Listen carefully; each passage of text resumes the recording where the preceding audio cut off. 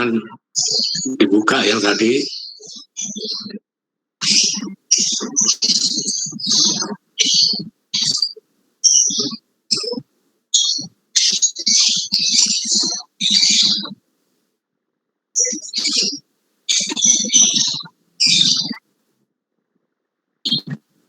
Nah, di materi itu kita menjelaskan tentang standar auditing yang kita kenal dengan GAAS, terus dengan perubahannya ya, yang di bawah ISA, International Standard Auditing. Jadi yang lama ini disempurnakan supaya auditor lebih hati-hati kalau mengaudit. Ya. Kalau Anda lihat di standar auditing yang di atas itu ada 3, standar umum, standar pekerjaan lapangan, dan standar laporan. Jadi itu aturan bagaimana kalau mengaudit secara umum, ya, audit di lapangan, dan standar laporan. Nah, di standar umum itu dibagi 3 ya. Keahlian dan pelatihan teknis yang memadai, independensi dalam sikap mental, penggunaan kemahiran profesional. Jadi auditor dituntut secara umum, ya, dia harus ahli dalam pelatihan teknis, independensi dalam sikap mental, independen lagi. Jadi auditor tidak boleh memihak. Terus penggunaan kemahiran yang profesional. Auditor ada pemeriksa, sama dengan dokter. Dia secara pribadi ada yang dinamakan kemahiran profesional. Jadi kayak dokter, kalau ada keluhan pasien, kira-kira sakit apa, jadi lebih dia pengalaman, dia lebih tinggi, sama dengan auditor. Nah, standar pekerjaan lapangan, perencanaan dan supervisi yang memadai, pemahaman atas struktur dan intern. 3, mendapatkan bukti audit kompeten yang cukup. Nah, jadi kalau kita mau mengaudit harus ada perencanaan. Jangan sampai di klien, di pelanggan ada 3 asisten auditor rebutan pekerjaan. Jadi harus direncanakan dengan matang, disupervisi. Terus pemahaman struktur pengendalian intern. Pengendalian intern itu adalah, kemarin sudah dijelaskan, itu aturan yang dianut perusahaan agar tidak terjadi kecurangan. Jadi sistem atau SOP yang dibuat perusahaan otomatis satu perusahaan dan lain tidak sama. Jadi ada SOP. Kenapa? Kita kemarin dimulai dari struktur, job description, dan flowchart, prosedur pembelian, penjualan. Itu yang harus paham apa yang dianut oleh perusahaan, ada kelemahan apa enggak. Ya. Yang 3, mendapatkan bukti kompeten yang cukup. Mendapatkan bukti kompeten yang cukup. Jadi feeling dia dengan bukti sekian cukup bagi dia untuk menarik kesimpulan. Ya, jadi tidak mungkin semua bukti itu Anda minta, nggak selesai. Ya, bahkan laporan keuangan 1 tahun, auditnya 2-3 bulan. Jadi ada teknik bagaimana Anda mendapatkan bukti yang kompeten. Jadi yang terkait dengan terjadinya kasus tersebut. Standar pelaporan. Jadi bagaimana auditor membuat laporan. Laporan keuangan disajikan sesuai dengan GAAP, General Accepted Accounting Procedure. Kalau di kita harus sesuai dengan PSAK. konsisten menerapkan GAP. Nah, tidak lepas lagi konsistensi penerapan satu metode harus rajin, nggak boleh berubah-ubah. Ya, jadi merubah pola seperti dari FIFO ke LIFO. Pasti perusahaan itu punya rencana. Ya, entah karena labanya terlalu tinggi atau labanya terlalu rendah. Akhirnya apa? Metodenya dirubah. Jadi konsisten. Konsisten itu harus diterapkan baik di kita mengaudit maupun di dalam pergaulan. Kemarin saya tunjukkan akuntansi audit itu mengambil istilah dari kebiasaan masyarakat. Ya, kita pergaulan nggak boleh mencari-mencari, tidak boleh. Akhirnya diangkat di akuntansi, ya nggak boleh berubah-ubah aturan, ya walaupun itu pilihan. Ya, itu masalah konsistensi. Pengungkapan informatif yang memadai. Nah, kita dengar kalak catatan atas laporan keuangan. Apa yang harus diinformasikan? Ya, kalau persediaan, di mana pemakaiannya. Ya, jadi informatif. Tapi kalau rahasia perusahaan nggak boleh, ya nggak boleh diungkapkan. Jadi apa ada makanan satu sama lain, ada orang tertarik, satu enggak. Nah, kalau Anda bumbunya diungkap itu nggak boleh. Ya, itu yang dilarang di kalak, ya, catatan atas laporan keuangan. 4, pernyataan pendapat. Jadi akhir dari audit itu adalah pernyataan pendapat. Ingat, di pernyataan pendapat tidak menyatakan benar, tapi menyatakan wajar, layak. Itu bedanya. Yang dikira Anda mau audit terus angka satuan, sesenan harus dicari. Enggak. Ya, jadi pantas disajikan gimana, itu di opini auditor. Ya, jadi tidak laporan keuangan terlampir disajikan secara benar, bukan. Laporan keuangan terlampir disajikan secara wajar. Ya, kenapa wajar? Ya karena ada pemilihan tadi. Ada pilihan FIFO, LIFO. Walaupun angkanya sama, satu pakai FIFO, satu pakai LIFO, pasti laba ruginya berubah, tidak sama. Walaupun angkanya sama, maka dinamakan wajar. Kan konsistensi itu dipegang oleh auditor. Jadi nanti untuk diberikan khusus ada 4 ya.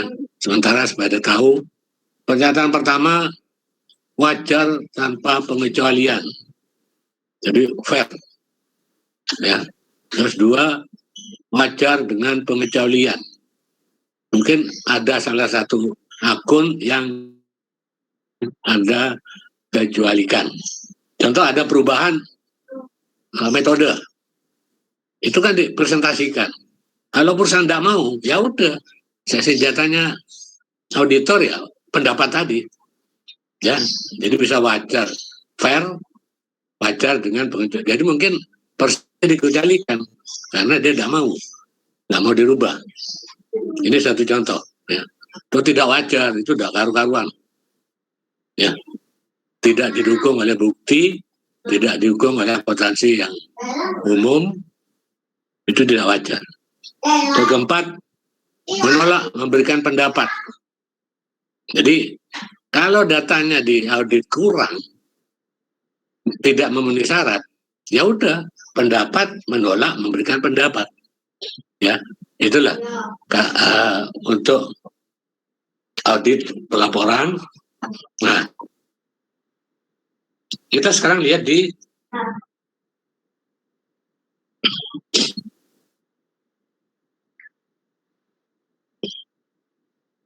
jadi kalau standar auditing itu merupakan pedoman umum ya. Jadi auditor harus taat pada ini. Ya, kalau menyimpang dari ini berarti dia pelanggaran. ya, izinnya ditutup.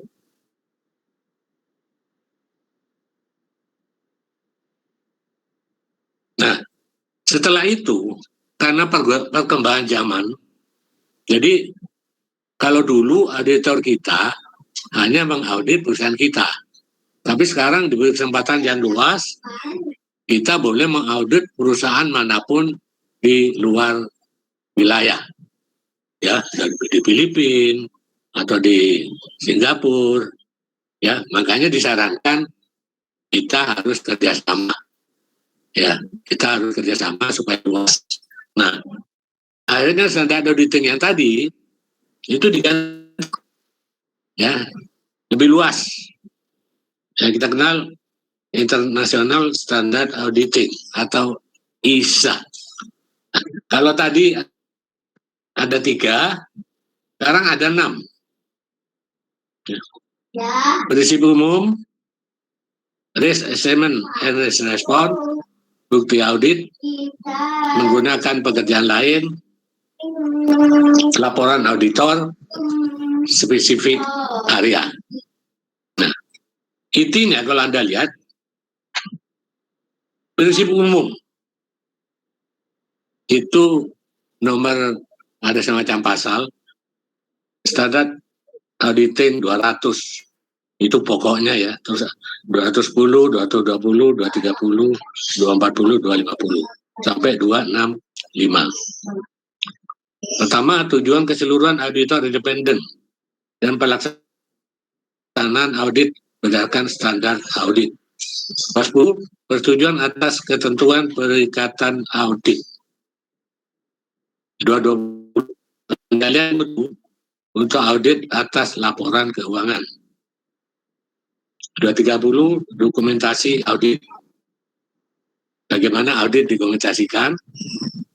Tanggung jawab 240, tanggung jawab auditor terkait dengan adanya kecurangan dalam suatu audit atas laporan keuangan. 250, pertimbangan atas peraturan perundang-undangan dalam audit atas laporan keuangan. 260, komunikasi dengan pihak yang bertanggung jawab atas tata kelola. 265, pengkomunikasian defisiensi dalam pengendalian intern kepada pihak yang bertanggung jawab atas tata kelola dan manajemen. Jadi yang pertama, prinsip umum, ya. Yang dulu 3, sekarang jadi 6, isinya lebih banyak, berarti auditor sekarang lebih dituntut profesional. Terus yang kedua, risk assessment and risk response. Pasalnya 300. 300 itu perencanaan suatu audit. Terus 315, pengidentifikasian dan penilaian risiko kesalahan penyajian material melalui pemahaman atas entitas dan lingkungan. Entitas perusahaan yang kita audit. Respon auditor terhadap risiko yang telah dinilai. 402, pertimbangan terkait dengan entitas yang menggunakan suatu organisasi jasa. 450, pengevaluasian atas kesalahan penyajian yang diidentifikasi selama audit. Itu yang kedua. Terus ketiga, tentang bukti audit. Bukti audit sendiri 500. 501, bukti audit pertimbangan spesifik atas unsur pilihan. Konfirmasi eksternal. Jadi kita kenal konfirmasi. Perikatan audit tahun pertama. Jadi bagaimana kalau kita baru dapat klien pertama, itu diatur. Prosedur analisis. Sampling audit. Audit atas estimasi akuntansi, termasuk estimasi akuntansi nilai wajar yang mengungkapkan yang bersangkutan. Pihak berafiliasi, peristiwa kemudian kelangsungan usaha representasi tertulis, ini pernyataan tertulis. Yang keempat, menggunakan pekerjaan pihak lain. Itu SA 600. Pertimbangan khusus audit atas laporan keuangan grup. Jadi kalau kita audit grup, mungkin tiap grup itu diperiksa oleh kantor angkutan lain. Nah, terus cara menyusun waktu kita jadi konsolidasi itu diatur.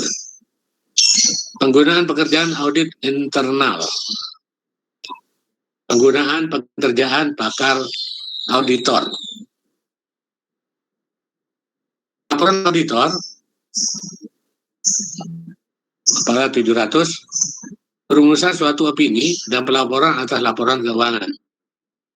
Indikasi terhadap opini dalam laporan auditor independen, paragraf penekanan suatu hal dan paragraf yang lain dalam auditor independen. Informasi komparatif, angka korespondensi, dan laporan keuangan komparatif. Tanggung jawab auditor atas informasi lain dalam dokumentasi yang berisi laporan auditan. Spesifik area SA 800, pertimbangan khusus audit atas laporan keuangan yang disusun sesuai dengan kerangka bertujuan khusus. Pertimbangan audit khusus audit atas laporan tunggal dan suatu unsur akun atau pos tertentu dalam laporan keuangan. Perikatan untuk melaporkan ikhtisar laporan keuangan. Nah, jadi sekarang di ISA itu karena kita semua di semua negara itu harus bisa membaca laporan dengan standar yang umum, ya. Jadi kalau dulu KP itu hanya meriksa ya di sini di Indonesia, tapi dia tidak ada meriksa ke luar negeri. Sekarang berhak, ya. Makanya kantor akuntan sekarang harus join dengan kantor akuntan asing supaya lebih dipercaya. Nah, untuk presentasi ini yang akan datang, Anda harus cari poin-poin yang ada di sini. Apa disatur dan perikatan melakukan laporan keuangan itu ada, ya. Jadi yang poin-poin ini harus Anda cari, ada di buku, ya. Jadi nanti Anda bukan hanya baca 705 apa, ada perincian detail yang harus Anda dapatkan, ya. Jadi itu yang perlu Anda ketahui.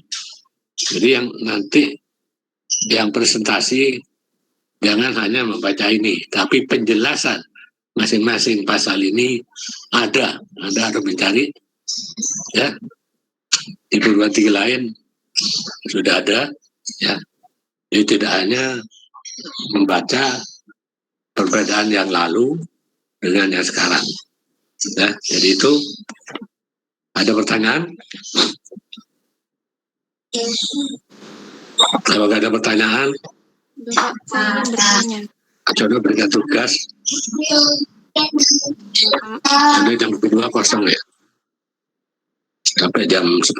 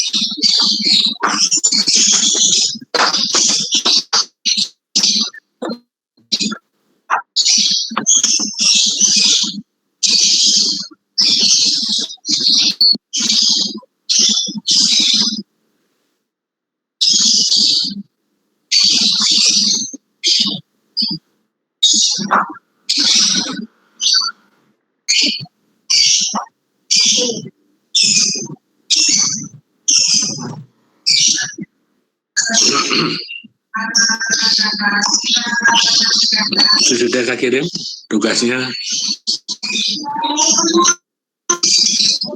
Silakan kelompok paling lambat jam 10.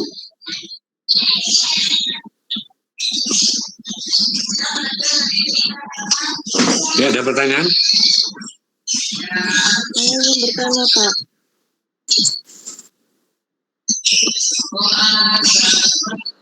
Alivia mungkin? Ya, Pak, Ada saya ya? ingin bertanya. Nah, yang penting nanti dari Isa itu Anda mencari penjelasan dari setiap pasal. Ya, ada di buku itu. Di Google ada, nah itu yang nanti kamu presentasikan. Ya. Pak Alivia mau bertanya, Pak Alivia. Ya. Saya ingin bertanya, Pak. Siapa yang menerbitkan ISA dan bagaimana kedudukannya dibandingkan dengan standar nasional lokal, Pak? Ya. Kenapa? Siapa yang menerbitkan ISA dan bagaimana kedudukannya dibandingkan dengan standar nasional lokal? Iya kan gini, Pak. Ya persis. Akuntansi itu kan ada yang internasional, ada yang lokal. Ya. Kalau internasional itu harus taat pada ISA. Yaitu kumpulan dari akuntan seluruh negara. Ya, tapi kalau biasa ada audit, kan ada dua akuntansi ya, yang akuntansi yang biasa sama akuntansi yang lupa saya. Yang itulah aturan yang harus ditaati ya. Kalau ya go public ya, karena go public itu harus bisa dibaca oleh orang lain. Ya, kalau tidak go public itu auditnya ya masih berpedoman pada yang lama. Jadi itu untuk kalau Anda memeriksa perusahaan yang orang luar atau di dalam negeri yang sudah go public. Ya, jadi ada standar pemeriksaannya harus taat itu, terus cara penyusunannya ya mengikuti aturan. Itu kan dibagi 3 itu. Ya, yang akuntansi untuk ini untuk yang akuntansi untuk ini yang syariah ya, ada akuntansi yang biasa, ada akuntansi yang internasional. Ya, itu cara pelaporannya beda. Ya, jadi itu aturan-aturan yang harus diikuti. Nah, terus Anda tanya, Pak Jono apa pasal ditanya semua? Tidak. Paling tidak saya antara 3 dan 6 tadi. Tidak detailnya sama. Yang harus hafal itu adalah auditor penanggung jawab. Kalau Anda jadi asisten auditor, ya enggak perlu. Ya boleh tahu, tapi tidak harus mengikuti apa yang ada di ISA. Ya, karena di kantor akuntan itu yang dimaksud aturan ini untuk pemilik kantor akuntan. Ya, bukan karyawan auditornya, bukan. Jadi akuntannya harus paham ini. Ya, itu kerjanya dia. Ya, jadi itu makanya nanti kalau dia punya anak buah dijabarkan, cara membuatnya gini. Ya, terus kalau perusahaan yang berafiliasi itu gimana? Grup, ya, perusahaan grup, ada 4 grup. Bagaimana kalau dari grup itu auditornya beda-beda? Nah, terus siapa yang menyusun di kantor pusat? Nah, itu lain lagi. Ya, jadi jarang perusahaan grup itu satu kantor akuntan. Ya, jadi kalau dia punya 4 grup, ya perusahaan ini itu beda kantor akuntan. Nah, nanti siapa yang nyusun grup ini laporannya ya nanti yang mengaudit yang kantor pusat. Ya, oke, jelas? Oke, Pak, jelas. Terima kasih, Pak. Ya, oke. Jadi ini yang pasal ini yang harus paham auditornya, bukan, karena di kantor akuntan itu ada yang maksud auditor itu pemilik kantor akuntan, ya.